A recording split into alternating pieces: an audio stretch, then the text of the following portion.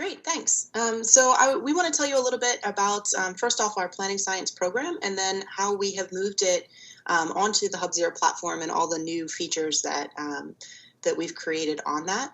So I'll be presenting. I'm the program director for Planting Science, and then at some point we'll switch over and start to actually dig into our hub a little bit and follow along. And Jody Kresepke, our Education Technology Manager, will be managing that part of it. Planting Science is a free online resource to teachers and schools. It's an online mentoring community.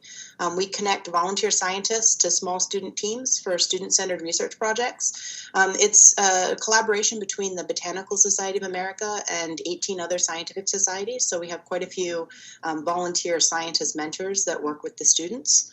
The students get a chance to work on inquiry projects, so they're working like real scientists. They get scientist mentors. It enhances their team skills.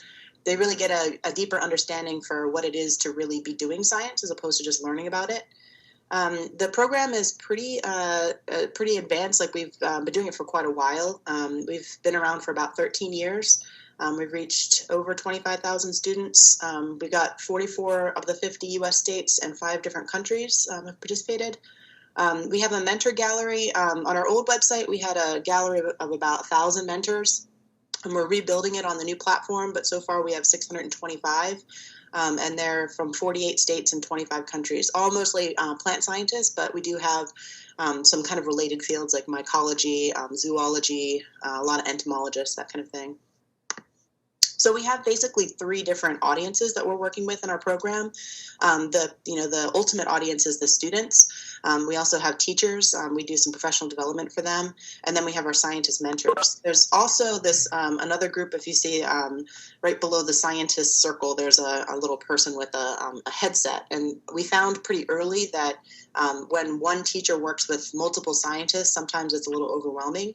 So we have a position for early career scientists where we're calling them a liaison, where they work between the teacher and the other mentors to sort of help with that relationship. So that's another audience that we have. We have 9 different investigation themes, everything from seed germination to genetics. They're all, again, mostly in the plant sciences, although we're looking to maybe expand a little bit into ecology or mycology. So the way it would work for a teacher, you've got one teacher, they choose one of the themes to work on. They divide their class into teams between 3 and 5 students, typically. We give the students little tickets in order for them to just very easily get signed into the website and automatically get to their own project page. So each team gets a project page, and each team gets matched with their own mentor. So again, there's a huge gallery of mentors. The teacher can select which ones and then match them to the teams. And then there's this liaison, which is one of the mentors, who's an early career scientist. They sign up, they get some extra benefits from one of the societies, usually free membership to the scientific society and like half off their meeting registration. And they end up helping the teacher to kind of make sure that all the conversations are going strong. If one of the other mentors has to go into the field or has a conference or something, they can step in. So we found that role is really important. So the project page is kind of where all the magic happens.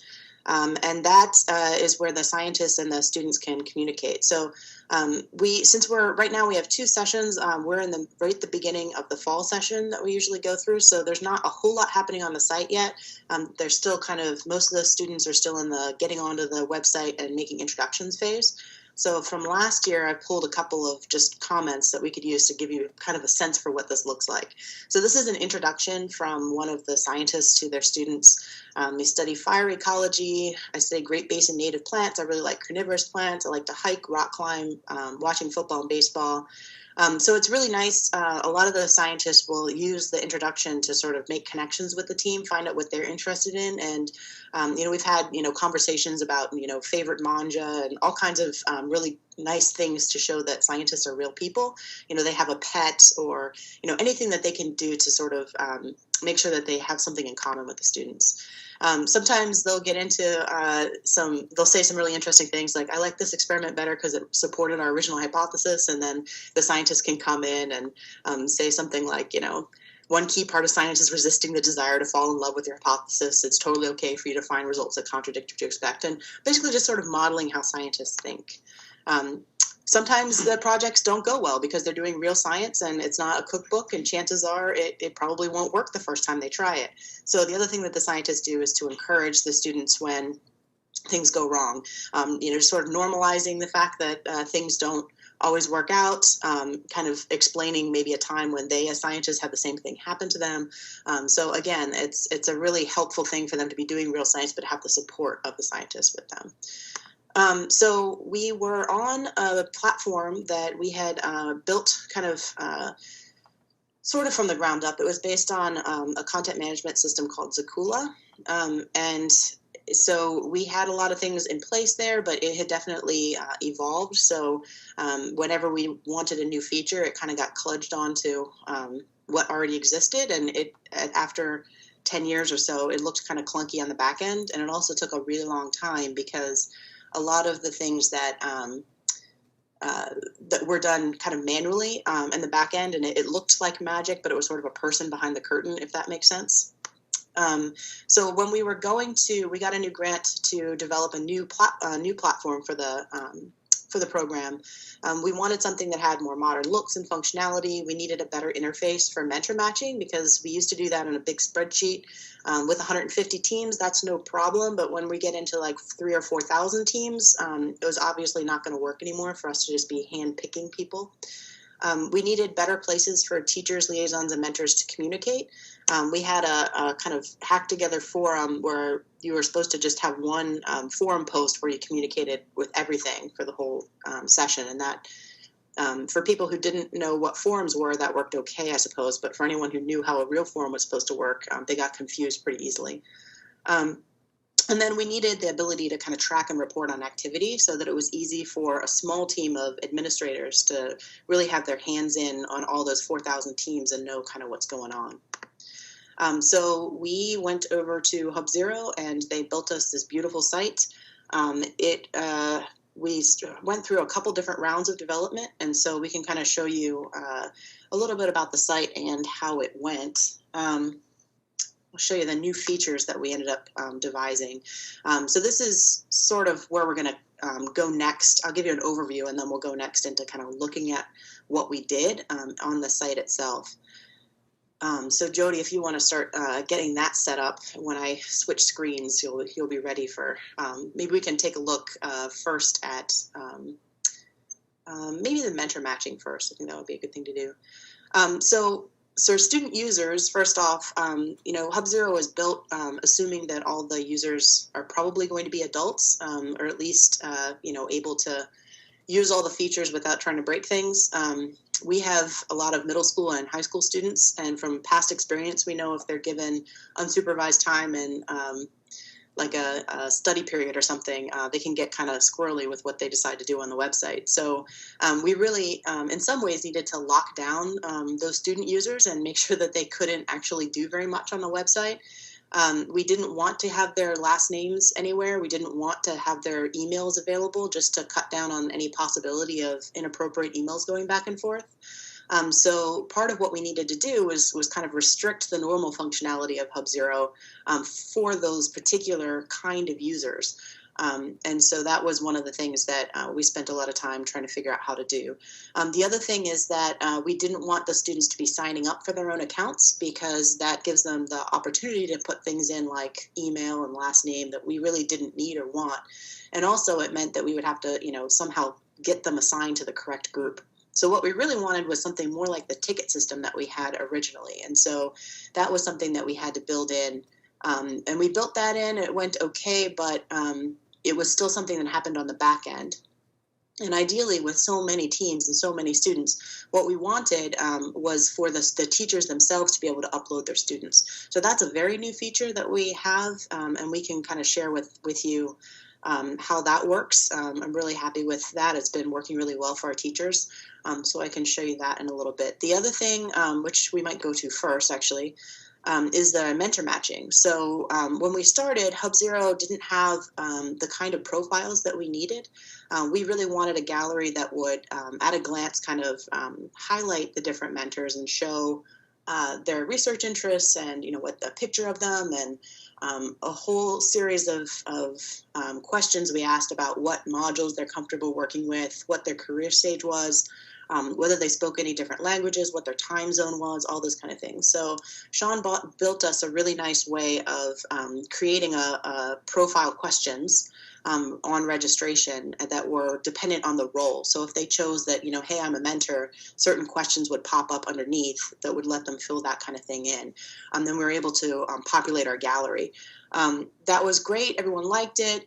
We started to mess around a little bit with the filters and how they looked, and we got some user experience consulting that helped us refine those filters and make it a lot more user-friendly. And so we can now, more easily have the teachers find the mentors that they're looking for. We'll also show you that we have easier ways of inviting and assigning them to projects. Actually, I don't know if I'll show you that. The mentors can choose how many teams they're willing to work with, and that shows up as a capacity, which is an easier way for them to sort. That way, hopefully, the mentors that don't have any teams yet but want a lot of teams end up at the beginning of the list. So that's a helpful way. We still kind of had problems with the teachers choosing all the A's first. So if the name is, and it has a last name of A, they get 50 invitations, and the people who start with Z don't get any. So we're still kind of working on that, but that's pretty cool. The other thing that Sean just developed for us is a LinkedIn style endorsements, so that teachers that have worked with these mentors can endorse them for certain things, and then the next year they have that endorsement, which might make them get picked a little bit sooner. So it's kind of a reward for being in the system. Groups, we have a lot of things that we had to modify about groups to let different group and not to necessarily have the project or the members of the group synced with the project. So we had that changed. We since all of our projects are nested within a group, sometimes a teacher may want to email all the teams or put an announcement in all of the projects that are in that group. So we built an interface for that. There's a lot of reporting abilities now to know who's on, who has logged in so far, what's the last activity that they did, all those kind of things. And then project pages, we wanted them to be very straightforward, including prompts for various stages of investigation, like, have they put in a research question yet? Have they put in some procedures yet? That kind of thing. So this is the mentor gallery that we have, and if you can see along the one side, we have filters that are arranged sort of by how important we think that is.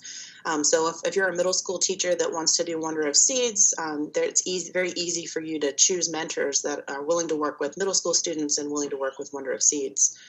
And so that those filters show up at the top. You can get rid of them if you want. Jody, why don't you search for a mentor that would have a full profile? Maybe Susan Bush, maybe?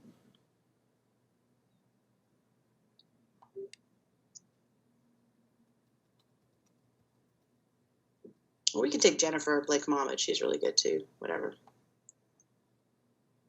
So you can see that each of these profiles, they have some information that would be helpful for the teachers. We also threw in a couple of fun questions. It's like 3 choices of question, or 5 choices or something of questions, and they answer 3. What is best about being a scientist? What lessons have you learned in your career about how science works?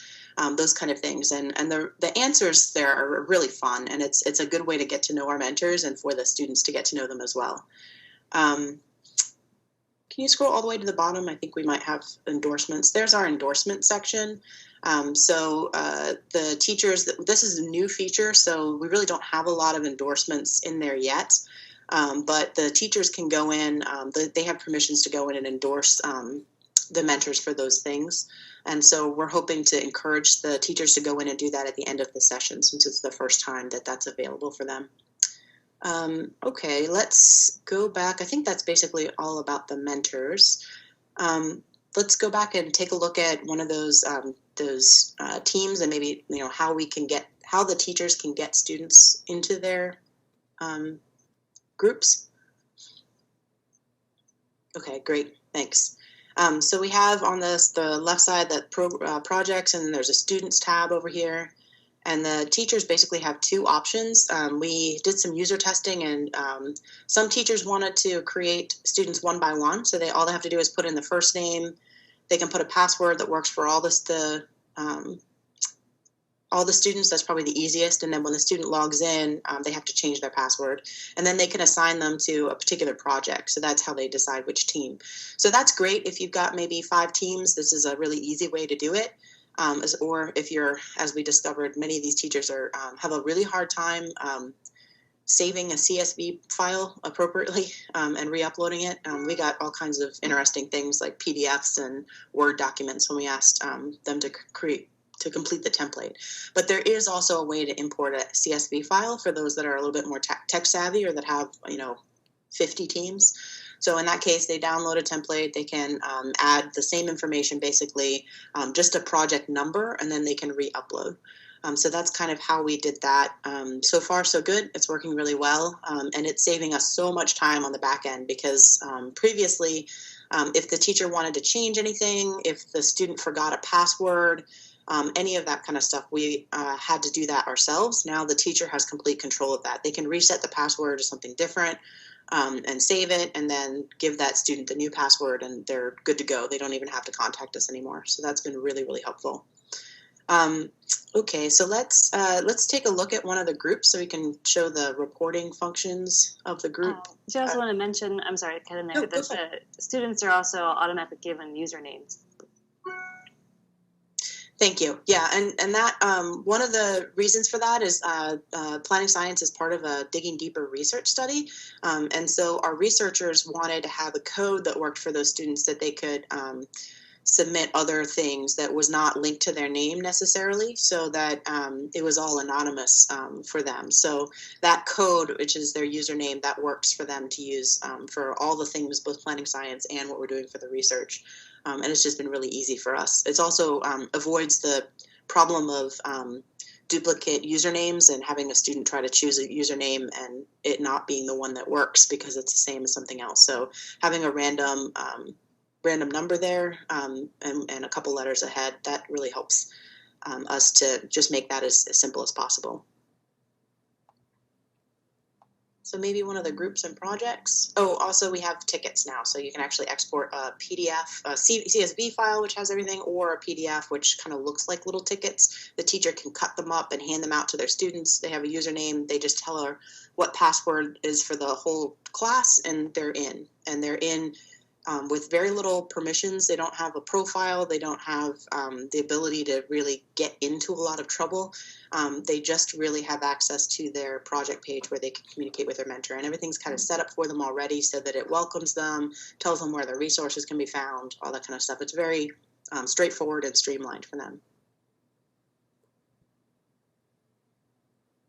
So maybe a group that has a couple projects in it so that we can see the reports.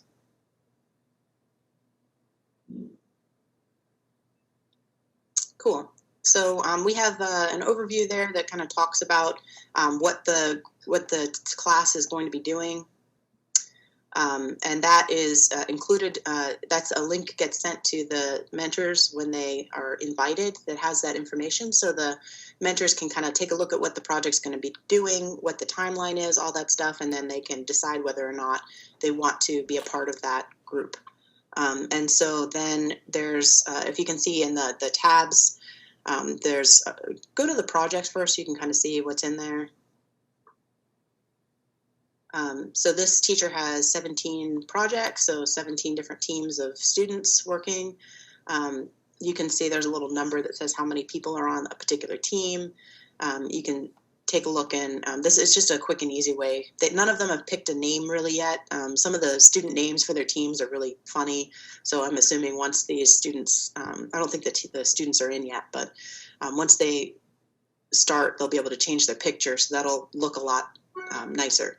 If you go down to the project status report, again, these aren't really active yet, so it's not going to show you too much, but it's a nice little, this is mostly for the teacher and the liaison to keep track of what's going on. You can see there's 3 codes up at the top. There's not active, there's stalled, And there's installed on the mentor's end, installed on the student end, so we can really quickly see like what's going on with a particular project. And it's never really back and forth, but that at least tells us like who the last person to post was, and that helps us know who to kind of prompt, whether it's the teacher, whether it's the mentor. You can export that data if you want to. And then going down to the member status report, this is something that we think would be useful for the teacher, especially if they're trying to grade participation, because it will let you know. And again, I'm not sure, because so many people are not active yet in this project, I'm not sure how it's going to look. But what it shows is how many posts a particular person has made, whether a particular field was filled in, or whether they uploaded a file. It also will tell you the last time they were active, or how long it's been since they were active. So that's a good way of finding mentors that are not right there doing, every couple days. Sometimes it'll flag someone for not being active, and really there's nothing going on in the project, or the students are on break or something. So we could do something where it's an automatically generated reminder, but because that's so often inaccurate, we don't want to really have that be automatic. People will start to ignore it if it's not true. So instead it flags our intern, and our intern will kind of start getting in touch with people, and each of the liaisons fills in a weekly report that gives us sort of a sense for if there's any problems or things that we need to follow up on. Let me see. So that's the student users, the groups. Can you take a look at one of the project pages, just so we can take a look at, any of those would work.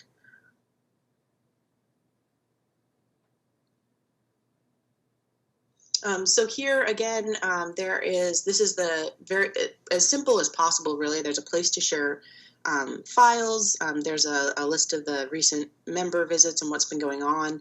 Can you go to the info page? There's also an area for project information, and the teams can edit this, so they can change the name of their project. They can upload a picture, and we hope that they do that. But there's also these prompts for kind of the different phases of an investigation. So explore, research question, predictions, experimental design, and conclusion. And it gives them a little bit of information about what they might want to put in those spots. This part of the project is public, so the other teams can come and look at what their project is and how it's kind of coming together. But the conversation area is private to the group. So we actually because at first we found that there's a lot of blank projects with nothing going on. They become automatically public once I think two of the things are filled in, two of the prompts. So they need to have I believe they need to have an experimental design, and they need to have a research question. And that's when these become public for everyone to see. So anything else particularly, Jody, that we haven't covered?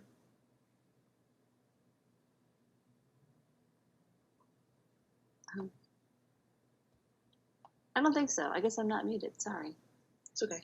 So so future plans things that we're thinking about in terms of down the road, maybe this spring, something to roll out for next fall.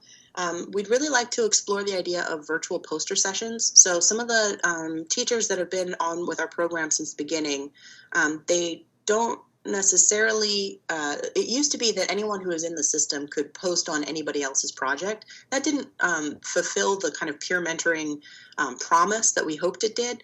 But in the new system, it's a little bit more streamlined, but the teachers say that their students, it feels kind of separate. Like, this is your project, this is what you're doing, but they don't get to see that they're part of a larger community with all different students from all different countries and states participating. So we want to try to increase the community feel. And one of the ways I thought we might be able to do that is some kind of an event, like a poster session event, where teachers could sign up to do it. Maybe it's a week long or something like that, but there's a little presentation on a page, and then an area for comments where the students can comment on each other's. Maybe mentors who are not working with a team that particular year can come in and comment on anyone's poster or anyone's project, and I think that would be really cool. So the details of how that's going to work, I'm not 100% sure.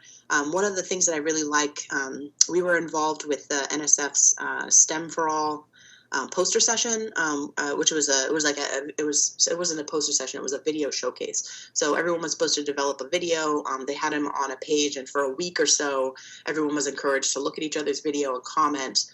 It was a really interesting event. I think it worked really well and could be used as a model for something that we would do in the future. We're also our mentor gallery is beautiful and filterable. We're going to try to work on the project gallery next, so that it's a lot easier for a student, if they wanted to find other teams that were working on similar projects to them, that it would be easier for them to search through and find those projects. Also, we would be able to filter by, I just want to see middle school projects, or I just want to see projects from a particular school. So that's something that we'll be working on.